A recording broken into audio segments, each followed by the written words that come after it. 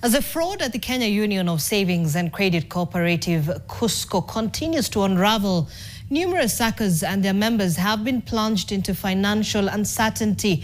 The exposure to KUSCCO's misconduct has been widespread, with each SACCO facing unique challenges based on its investment.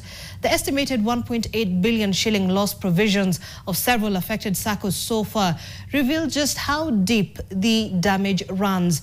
Mahasibu SACCO, one of the most affected, is staring down the loss of 480.6 million shillings.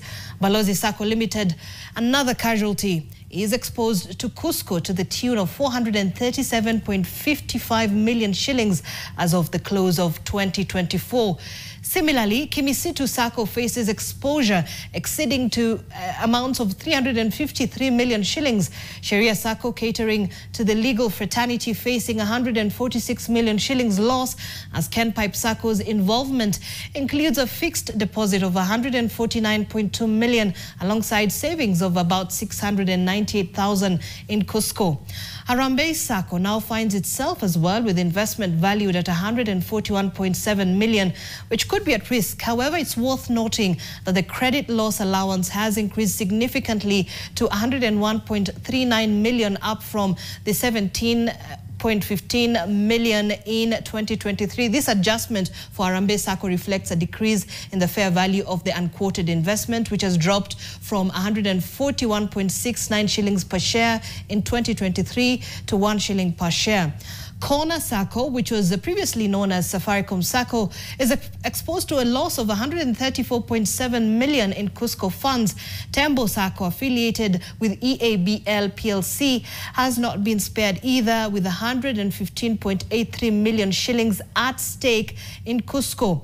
Meanwhile, Amref SACCO faces a 90 million exposure, while LSK SACCO, a pillar for many lawyers, is exposed to losing 19 million shillings in investment, despite the efforts to terminate their investments with KUSCCO. Now, in the wake of this financial disaster, the government has stepped in with orders for the 247 SACCOs who've invested with KUSCCO to cut dividends and set aside provisions to cover the unexpected losses resulting from the fraudulent activities. Some SACCOs have already begun the difficult process of writing off or making provisions for these vast losses. The exposure to KUSCCO's fraud has not only destabilized these financial institutions, but has also shattered the confidence of depositors, who now face the harsh reality of reduced dividends, increased costs, as well as uncertain futures.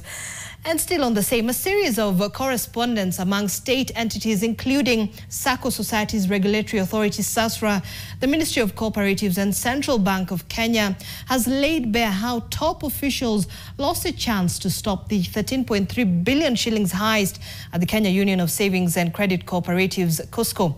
The exchanges go as far back as 2021, showing that the officials knew that KUSCCO was engaging in unregulated deposit-taking and lending business. However, the process towards regulating KUSCCO was caught up in bureaucracies and legal hitches. According to the correspondence in our possession, SASRA even held a meeting with KUSCCO's board 3 years before a forensic audit uncovered a 13.3 billion shillings heist.